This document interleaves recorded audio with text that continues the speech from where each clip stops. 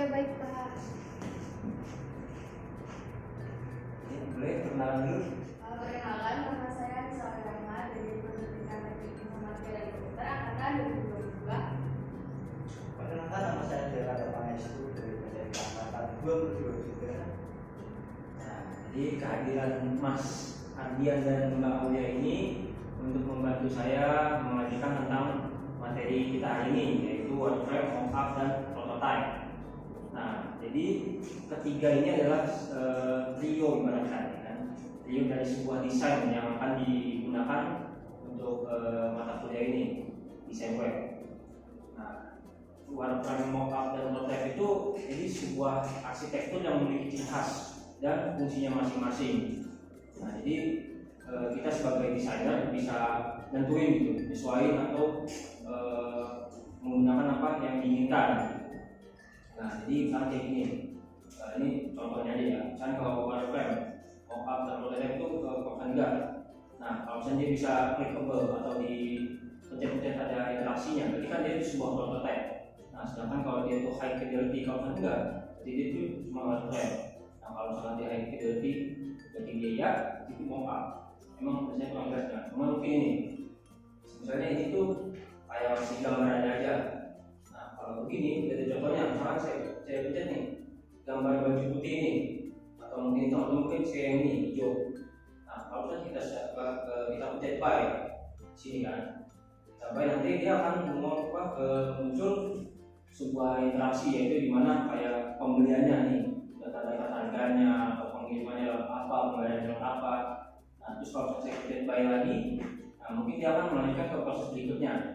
Nah, wireframe ini juga disebut sebagai blueprint pada suatu desain. Pada kata kayak pengen bikin rumah, tapi Izin Pak. oh ya salah. Nah, kan pengen bikin rumah nih, kan nggak mungkin dong kita bata semen gitu aja kan nggak mungkin. Kan ada rancangannya. Ini ketinggiannya berapa meter, ya kan? Ketebalan temboknya berapa? Nah, mungkin itu. Nah, ini kayak misalnya gini. Di sini kita ambil contoh dari YouTube. Nah, YouTube ini kan dia cukup jelas ya. Misalnya di pojok kiri ini, pojok kiri yang atas tuh kita tombol lewat dan back dan forward. Nah, itu mungkin kan kita kalau YouTube-nya sebelah kanannya ada tombol search bar, di bawahnya ada tombol home, my channel, apa yang trending, subscription dan segala macamnya lah, ya kan? Kayak feature konten, filter link dan lain-lain. Nah, fungsi wireframe ini mempresentasikan konten utama situs atau aplikasi. Jadi buat tampilan desainnya biar enak dilihat. Jadi garis utama yang kita lihat apa, terus menampilkan user interface-nya dari situs atau aplikasi yang akan dibuat. Nah, mungkin selanjutnya bakal dijelaskan oleh Pak Mas ini. Selanjutnya adalah perumusan wireframe. Jadi untuk perumusan wireframe sendiri itu tuh kita merumuskan apa sih sebelum kita membuat wireframe. Nah, kita harus merumuskan apa aja sih isi di dalam website atau aplikasi yang akan kita buat. Lalu apa aja sih isi yang paling penting untuk diutamakan dan yang harus menonjol. Lalu kemana user akan diarahkan. Kemudian bagaimana user bergerak di sekitar halaman tersebut. Lalu bagaimana isi tersebut diorganisir melalui halaman. Selanjutnya, nah ini jadi ada beberapa cara dalam wireframing. Itu ada salah satunya adalah wireframing in traditional way. Jadi kita membuat wireframing itu secara manual menggunakan kertas di gambar secara manual. Nah, ada beberapa tools dari wireframing, yaitu ada dia, Figma, Xamarin, Evo, Jamcard, Movie, Adobe Illustrator, dan Workflow Musica. Selanjutnya, nah ini adalah mockup. Mockup adalah konsep yang lebih dalam untuk penyampaian aspek desain visual. Jadi mockup bersifat statis sehingga tidak dapat diklik. Lalu waktu pengerjaan mockup sama dengan wireframe. Lalu gambar yang diberikan mockup lebih detail dan terperinci. Lalu desain yang sudah menunjukkan warna, style gambar, tipografi, tombol, teks, outline, layout, spacing dan navigasi yang mockup itu adalah mockup. Di sini ada yang pernah bikin mockup belum? Saya Hah? Apa? Kamu pernah bikin apa? pernah bikin mockup tentang aplikasi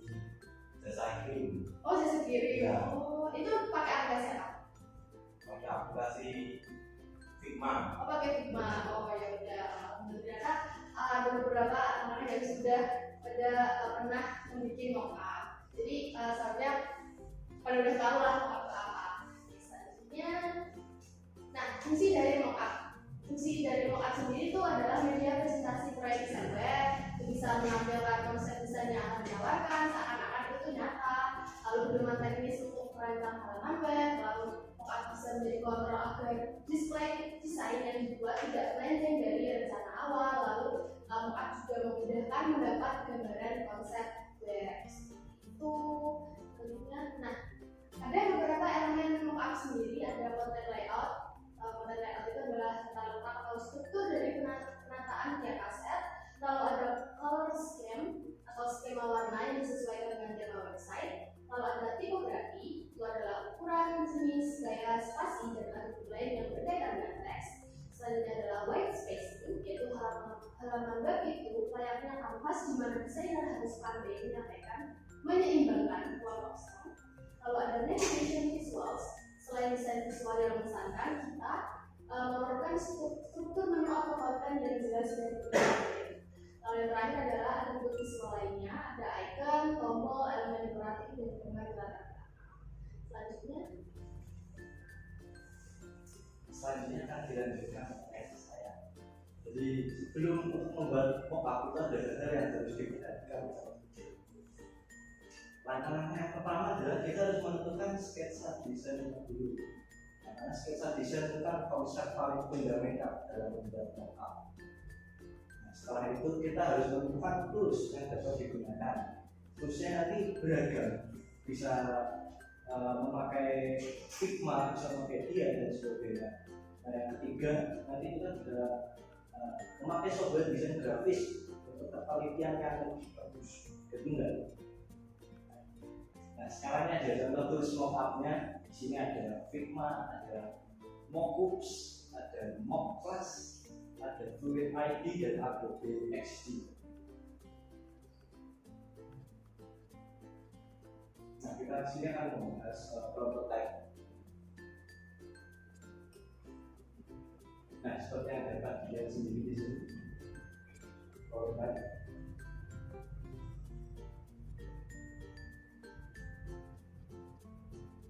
Nah, seperti itu. Jadi prototype itu seperti example, jadi kayak sebelum jadi WIP, jadi kayak work in progress-nya sebelum jadi produk finalnya. Nah, prototype. Jadi model pertama dari proses yang digunakan untuk menguji konsep. Jadi sebelum jadi produk final kita harus buat prototype. Prototype itu harus interaktif, dia harus dapat diklik dan harus ada respon di situ. Prototype juga harus mensimulasikan bagaimana user berinteraksi dengan interface dari prototype itu sendiri secara nyata agar dapat meningkatkan komunikasi yang lebih efektif. Nah, untuk fungsi prototype itu sendiri apa sih? Jadi yang pertama untuk menghemat biaya produksi, itu jelas. Yang kedua untuk meminimalisir resiko. Jadi sebelum produk finalnya itu keluar, kita harus tahu dulu masalahnya apa sih biar diminimalisir sebelum produk final. Nah, tiga di sini kita dapat menguji sistem sebelum final rilis seperti yang saya sebutkan tadi. Jadi kita harus melakukan pengujian sebelum produk finalnya. Yang keempat itu sebagai media presentasi upaya terutama untuk perusahaan-perusahaan itu biar memberikan kesan yang menarik di mata klien sebelum produk finalnya. Yang kelima adalah sama seperti meminimalisir resiko tadi, yaitu menemukan masalah potensial ancaman-ancaman pada tahap awal aplikasi yang ada. Nah, di sini ada beberapa tools prototype. Ada Figma, ada InVision, ada Origami Studio, ada Sketch, ada Azure, dan ada Fluid. Nah, sekarang ini ada perbedaan antara tiga tadi, yaitu dari wireframe, mockup, dan prototype. Untuk wireframe itu hanya memberikan gambaran rekap umum dari website atau aplikasi. Sedangkan mockup itu untuk menemukan error. Kalau untuk prototype itu sama seperti mockup, tapi dapat sulit dan dapat direspon. Jadi lebih interaktif dari mockup. Nah, yang kedua, jadi wireframe itu ditujukan untuk membangun kepercayaan user stakeholder pada pertemuan pertama. Kalau mockup itu untuk menyampaikan ide pada tim desainer, dan prototipe tadi menjadi komunikasi terhadap pihak klien agar kami tenang untuk berfile itu ketiga dalam menghemat biaya dan waktu pekerjaan. Yang untuk mengungkap itu sebagai implementasi desain seperti yang telah dan prototipe itu ada menemukan masalah di tahap awal seperti yang saya tadi itu menemukan ancaman-ancaman pada tahapan awal sebelum produk final. Jadi mockup sendiri sudah ada dua ciri-cirinya, yaitu sebagai perspektif terhadap user. Jadi mockup itu biar usernya tahu kan gimana sih desain awalnya, konsep desain awalnya bagaimana, biar usernya dapat. Dan sebagai organisir kita dari suatu proyek, jadi proyek sendiri kan ada dinamikanya dan user harus tahu bagaimana desain. Nah, setelah dijelaskan tadi, nah sekarang saya mau memberikan kalian latihan. Latihannya yaitu coba kalian sekarang ambil sececah kertas terus lembar kan. Nah, kita ngapain sebagai di situ kita pakai keyboard frame buat cara tradisional. Nah, ya terus nanti satu kelompok ini berkelompok. Nah, nanti kalian satu kelompok itu 2 sampai 3 orang ya. Jadi urut aja ini aja urut buat kelompok satu, kelompok 2. Nanti Yang masih izin nakal. oh yaudah nanti masuk ke kelompok yang lain nanti. Kalau udah balik. Bisa berkelompok ya sesuai kelompok masing-masing. Bagiannya gimana kakak? Gimana? Bagiannya gimana lagi? Pembagiannya per baris. Ya. Ini bikin apa mas? YouTube. Bikin YouTube. Apa lagi? Sosial mana mas? Saya mau ngaku kok. Kelompoknya mana mas? Sendiri mas. Sendiri mas. Hah? Cukup mas. Enggak mau apa-apa lagi mas. Lagi bikin apa nih mas? Ini baru bikin ini WhatsApp. Waduh WhatsApp. Yes. Untuk mobil nih mas? Iya, bentuknya mobil ini kayak ibaratnya gini nih Wir. Ini.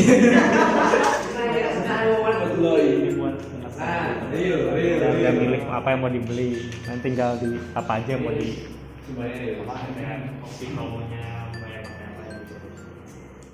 Ya, karena sekarang jamnya udah pengen habis, maka saya pengen buat PR buat kalian. Ya. Ini sebenarnya buat melatih kalian aja. Sebenarnya saya nggak terlalu mentingin bagus atau enggaknya, tapi saya pengen kalian sebenarnya bisa coba. Nah, tugasnya kalian buat website di Figma aja. Figma kan cukup friendly lah, tutorial di YouTube juga banyak. Nah, saya pengen buat kalian bikin apa ya? Mungkin website dari sebuah aplikasi pemesanan tiket online ya. Mungkin itu aja tugasnya. Nah, karena sekarang jam udah habis, maka saya tutup kelas hari ini. Terima kasih yang datang. Wassalamualaikum warahmatullahi